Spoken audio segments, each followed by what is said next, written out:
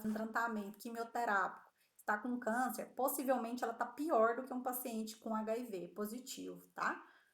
No caso das crianças, pessoal, existem crianças que nascem sendo portadoras do HIV e, devido ao tratamento, chega a um ponto que não consegue se contar o tanto de linfócito, né, cometido, tanto de vírus presentes no organismo dessa criança, e que as pessoas falam, até dá aquele termo de curado, né, porque não tem o quantitativo, a contagem viral suficiente para promover nenhum tipo, nem de agressão ao corpo desse indivíduo e muito menos transmissão para outras pessoas, tá bom? Então, a adesão expressamente a tratamento é a base da supressão viral. Então, qual que é a função do tratamento? Suprimir a função do vírus, que é atuar diretamente na interrupção da função das células linfocitárias, tá? Dúvidas?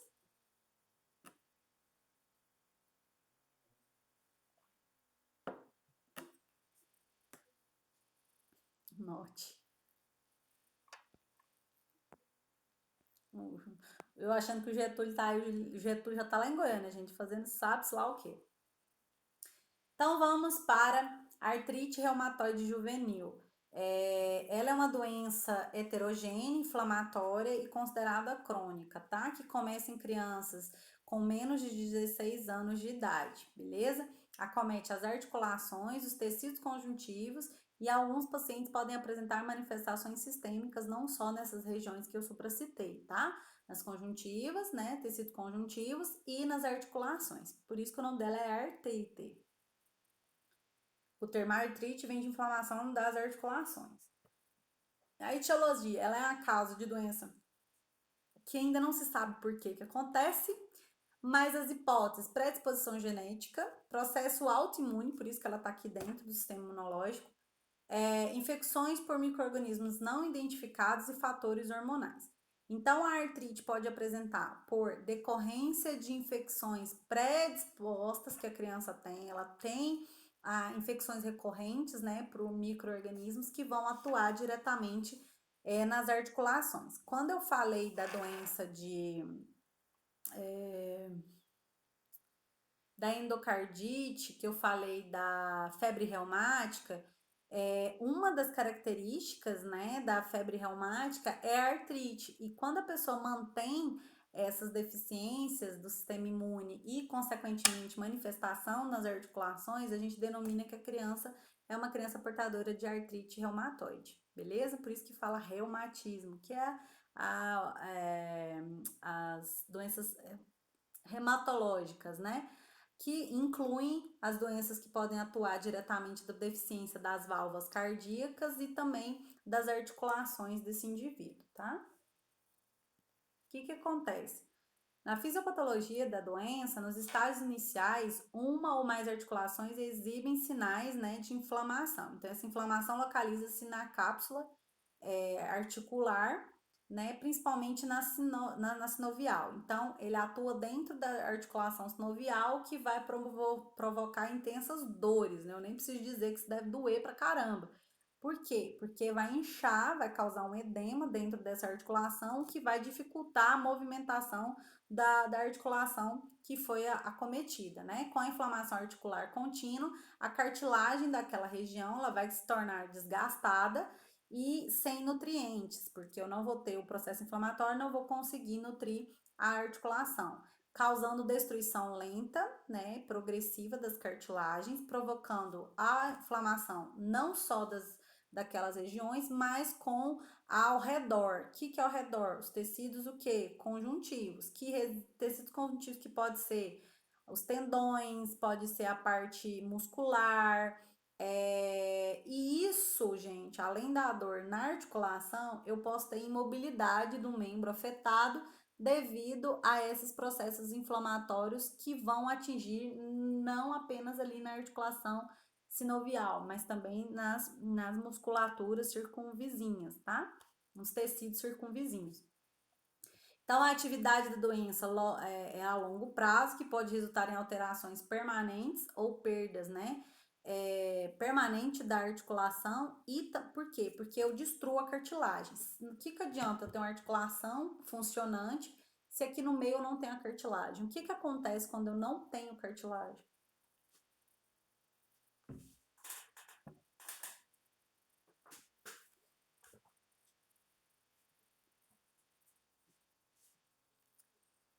Eu não tenho cartilagem, o que que vai acontecer? Tá, do quê? Desgaste do quê?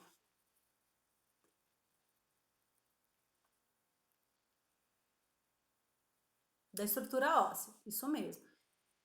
Se eu não tenho osso firme, eu vou conseguir sustentar o peso ou realizar a função motora daquele órgão? Não. Então, obviamente, perdi a função, tá certo?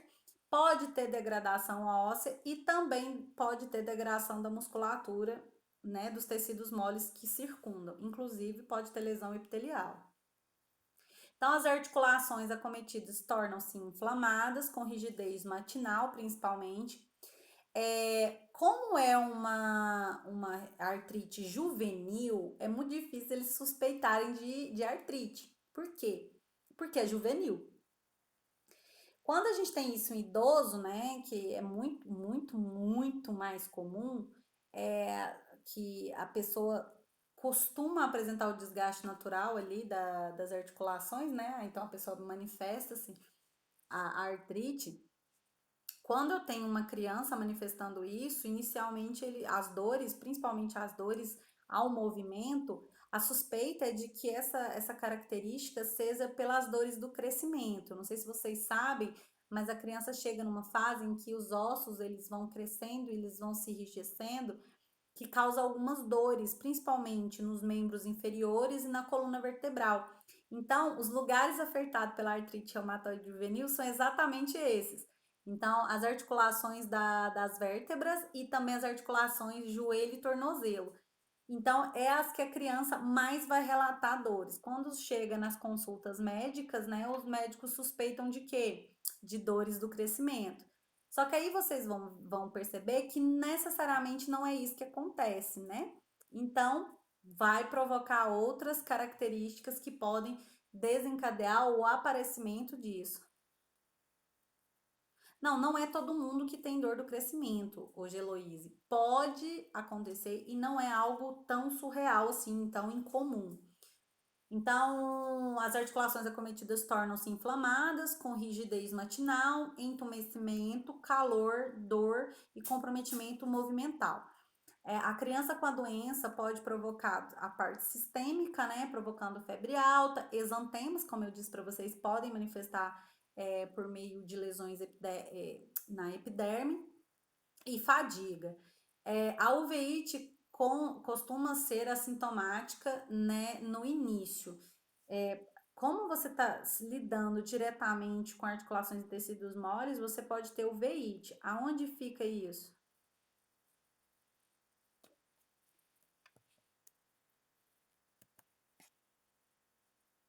Uveíte.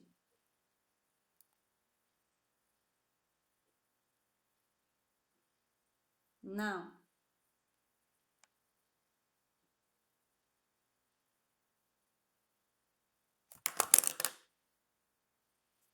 Sem passados, Heloíse. O que é uveíte?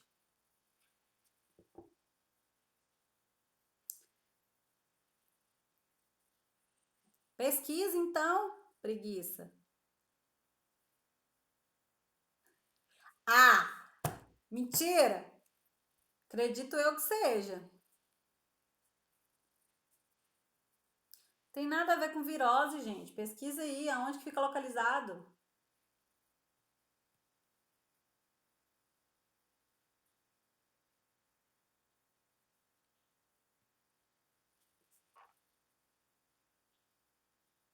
Causa dor que vocês não estão entendendo. Eu tava suspeitando de uveíte.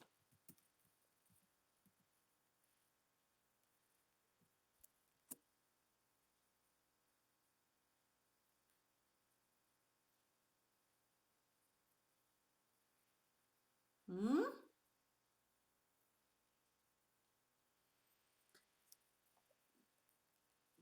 Mas o que que é a uveíte? É uma doença inflamatória da onde? Da úvea. O que que é úvea.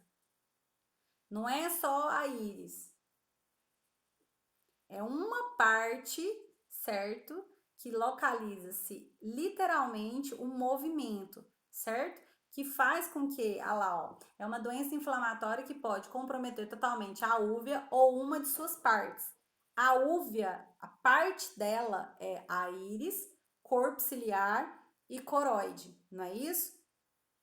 Não, não é o branco do olho.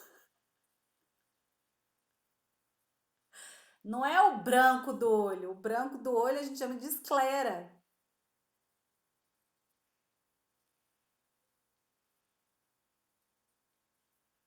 Não, você tá. Não. Essa é a manifestação clínica da uveíte.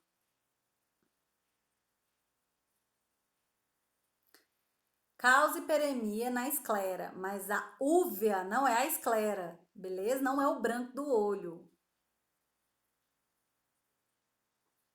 Jesus. Eu tô olhando aqui, tá aberto aqui. Tanto que eu. UVA, V, é VE, não úvea. As estruturas que compõem íris, corpo ciliar e coroide são partes do olho. Uma grande parte do olho chama-se úvea, não é a esclera, nem o globo ocular. É a parte que circunda.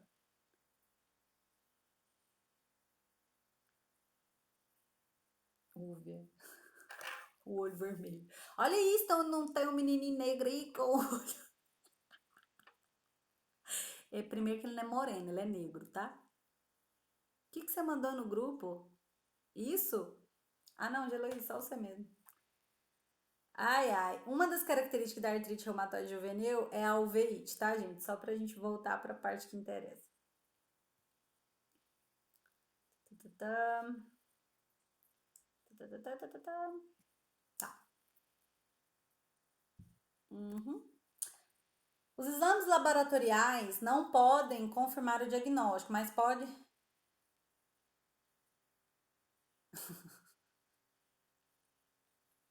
Os exames laboratoriais não podem confirmar o diagnóstico, mas eles podem ajudar a sustentar o diagnóstico, né? A leucocitose, quando eu falo que eu tenho uma leucocitose, eu tenho aumento de leucócitos, tá, gente? Então, aumento das imunoglobulinas séricas, proteína C, reativa positiva, e diminuição de níveis de albumina são uma das características que dão resultado positivo para artrite reumatoide. Alterações radiográficas podem ajudar, porque o processo inflamatório vai dar para ser percebido, e exame oftalmológico para avaliar a uveíte. Tá certo? Minha bateria tá arriando. Lasqueira. Estão me vendo? Certo. Vamos ver se não para a gravação. Vamos ver se dá. Acho que dá. Beleza? O tratamento.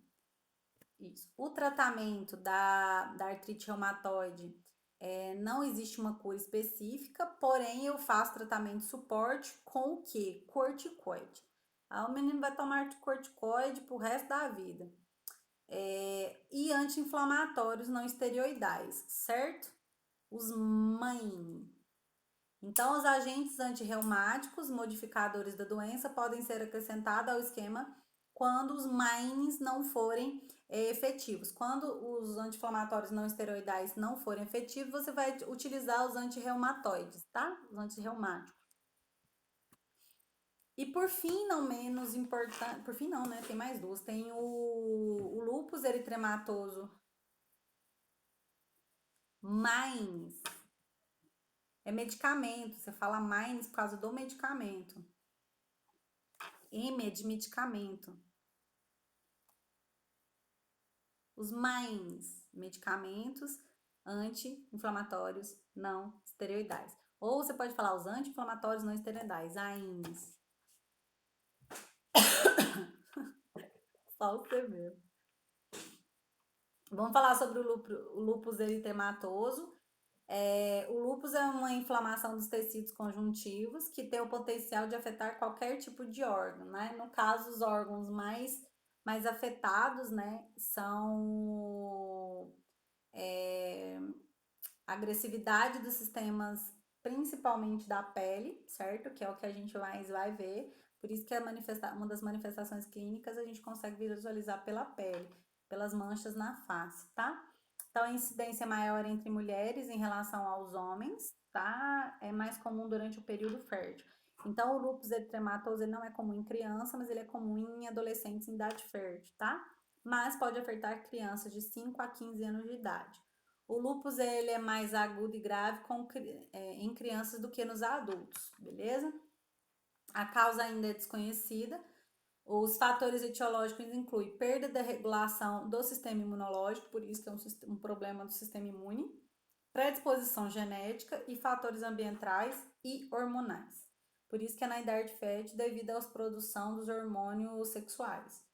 O que que acontece? Ela caracteriza por uma produção de anticorpos, né, e pelo depósito de imunocomplexos nos tecidos e nos órgãos em todo o corpo. Então, eu tenho uma alta produção de imunoglobulinas que vão se alojar em algumas estruturas corporais. Então, a síndrome do anticorpo antifosfolipídico, né, que é exatamente isso que caracteriza-se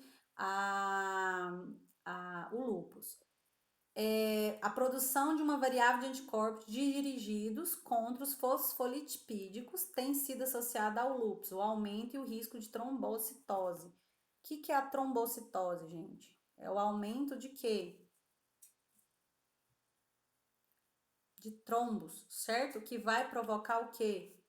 Obstrução e rompimento de vasos, dependendo da região onde ela for afetada, tá? Pessoal, deixa eu só pausar aqui a gravação 2 minutinhos. Pronto. Pronto. Então, como eu estava dizendo, os anticorpos, já falei, que provoca risco de trombose, né? Então, caracteriza pela produção de anticorpos e pelo depósito desses imunocomplexos nos tecidos e nos órgãos por todo o corpo. Devido a isso, eu provoco um aumento, né, da presença de trombos, beleza? Então, as manifestações clínicas, eritema malar, que é aquele eritema na região da face, certo? Poliartrite aguda, artralgia, febre, fadiga, perda de peso, que pode desencadear por dificuldade ou perda do apetite, né? Anorexia.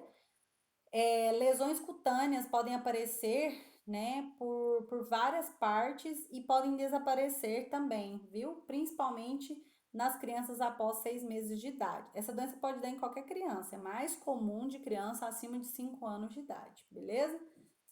Agora, o que que acontece? Devido a essa alteração, eu posso comprometer a função cardiovascular, causando nefrite, alteração lá nos néfros, né, dos rins, que é as estruturas renais, comprometimento do sistema nervoso central, pode provocar esplenomegalia, hepatomegalia e linfadenopatia, a anemia, leucopenia e trombocitopenia e comprometimento pulmonar. Inicialmente, ela provoca a trombocitose, podendo evoluir para uma paralisação também da produção desses trombos, né? O que vai provocar diminuição do quê? Da liberação de plaquetas, que pode provocar a hemorragias. Então, o tratamento com a evolução, ela é imprevisível, não dá para saber o que vai acontecer. Só, tipo assim, toda doença, a maioria das doenças, ela tem uma progressão padrão, tá aqui, vai evoluir para cá, vai evoluir para cá. As doenças autoimunes, elas não têm essa capacidade. Você não sabe como ela vai evoluir. Isso vai depender como ela vai evoluir. Isso vai depender do próprio organismo do indivíduo. Então, como ela é progressiva e você não sabe como ela vai progredir, certo? Pode levar à morte devido às doenças ou acometimento do sistema nervoso e do sistema cardiovascular. Se o tratamento for controlado, né, com a terapia medicamentosa, você pode não ter a agressividade a esses órgãos que eu disse para vocês, principalmente ao coração. Então, os anti-inflamatórios não esteroidais, eles são também utilizados por causa dos sintomas articulares, da febre, da fadiga e da dor. Mas são utilizados corticoides para controlar a artrite e as dermatites. Por isso que automaticamente os agentes imunossupressores deficitários, eles serão indicados em casos mais graves. A terapia que mais vai funcionar são os anti-inflamatórios conjuntamente com os corticoides. Então, o tratamento, por exemplo, da artrite reumatoide juvenil com o lúpus é a mesma coisa, as manifestações clínicas é diferente. Por isso que fala que a pessoa que iniciou o tratamento com corticoide ou com anti-inflamatório não esteroidal, ela fica dependente daquele medicamento, porque sem aquele medicamento vem de novo a resposta da doença. Por ser uma doença autoimune, não tem nada do lado de fora do corpo que está causando agressividade, é o próprio corpo da pessoa provocando os danos a isso, que é o acúmulo, né, das imunoglobulinas nesses tecidos, o que vai provocar automaticamente a deficiência da função dos mesmos, tá? A última, porém não menos importante, é uma doença chamada doença de Kawasaki ou Kawasaki. Ela é uma doença que é considerada uma vasculite, ela é uma vasculite, que é a inflamação dos vasos, e ela é só aparecendo em criança, tá? Eu não conheci, nunca vi ninguém adulto com Kawasaki. Se tiver alguém conhecer aí, por favor, me fala. Tanto que na literatura eles falam que é uma doença exclusiva pediátrica, tá? Então, é uma vasculite multissêmica, certo? Identificada por enfermidade febril, com várias características diferenciais, certo? Que compromete os sintomas corporais e vitais do indivíduo. Se eu tenho uma vasculite, eu posso afetar quais partes do corpo? Todas. Cacau! Acho que minha cachorra tá fazendo arte, gente. Já era. Já fez. Arte. A arte dela é fazer xixi, tá, gente? Fora do lugar. Quando ela sai de perto de mim, pode saber que ela tá fazendo xixi em algum lugar. Por ela ser uma doença autoimune também, porque eu não sei da onde ela veio, não é um processo infeccioso. Acredita-se que as crianças que manifestam são por fatores genéticos, certo? Então, tem crianças que têm predisposição a manifestar a doença de Kawasaki. Ela é mais comum das pessoas da características orientais. Por ela ser desconhecida, né, a maioria acredita que esteja relacionada a agentes infecciosos prévios que a criança tenha tido. Então, infecções bacterianas ou virais prévias. A criança teve, curou e aquilo manifestou uma reação autoimune. A pessoa literalmente, devido àquela infecção, devido àquele agressor que já foi controlado, já foi destruído do organismo, ele deixou sequelas, né? Um dos agentes agressores também podem ser algum tipo de retrovírus, beleza? A fisiopatologia da Kawasaki é a vasculite, seja uma doença multissêmica, né? O sistema mais afetado é o cardiovascular, óbvio, porque ela atinge principalmente as coronárias. Durante os primeiros 10 dias após o início da doença, verifica-se o desenvolvimento dessa vasculite com comprometimento das artérias coronárias, entre outras complicações extremamente significativas do sistema cardiovascular. As alterações cardíacas podem corresponder dentro de 40 dias após o início das primeiras manifestações das vasculites, que inclui cicatrização errônea das vasculites, fibrose e estenose das artérias, principalmente das coronárias, né? Que pode ocorrer trombose coronariana, o que você tem literalmente um infarto de uma criança. Ou seja, o coração não consegue receber oxigênio porque as coronárias, elas têm fibrose das paredes das mesmas e elas não conseguem ter a flexibilidade de dilatação, no qual eu não consigo bombear o sangue ou tenho um rompimento dessas artérias, o que a gente inclui de falta de oxigenação, hipóxia do tecido cardíaco, anóxia do tecido cardíaco, morte do tecido cardíaco, ou seja, infartou o menininho. As manifestações clínicas, né, na fase febril aguda, nós temos a irritabilidade inicial da criança, febre alta com duração de mais ou menos de 5 dias, congestão conjuntival bilateral. Então, as conjuntivas vão estar dilatadas e avermelhadas. Aí, as conjuntivas incluem esclera e parte de baixo dos olhos, né, da mucosa. Eritema orofaríngeo, edema endurecido de mãos e pés, certo? Linfadenopatia cervical, então a parte dos linfonodos cervicais vão estar todos dilatados. E cardite, né? Que é a inflamação do coração. Não é do endocárdio, tá, gente? É do coração inteiro, principalmente do pericárdio. Na subclínica, na fase 2, estágio 2, nós temos os lábios secos e rachados, com presença de fissuras, descamação dos dedos, dos pés e das mãos, aneurismas e tromboses coronarianas, né? E a insuficiência cardíaca progressiva ou permanente. Vai depender do grau e aonde ela está comprometida a função cardíaca, tá?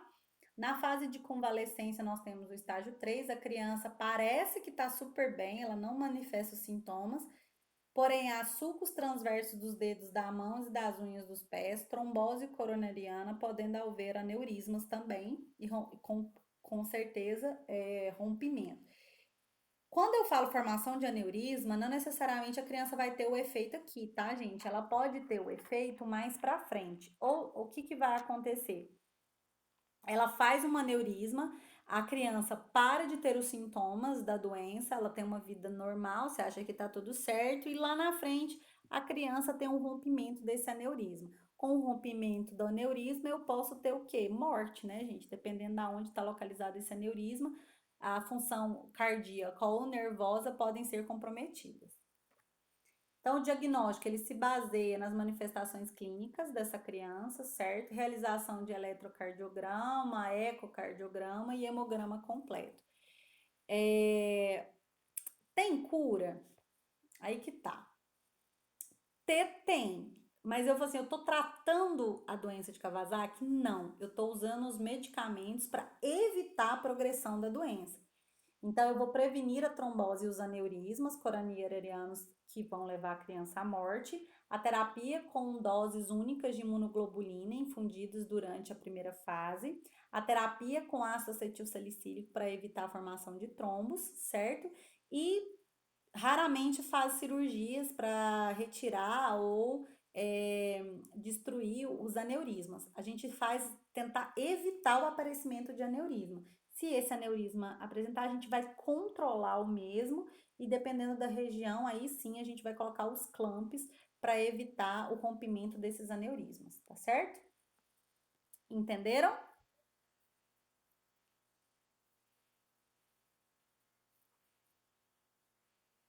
Sim, não, talvez, todavia, entretanto.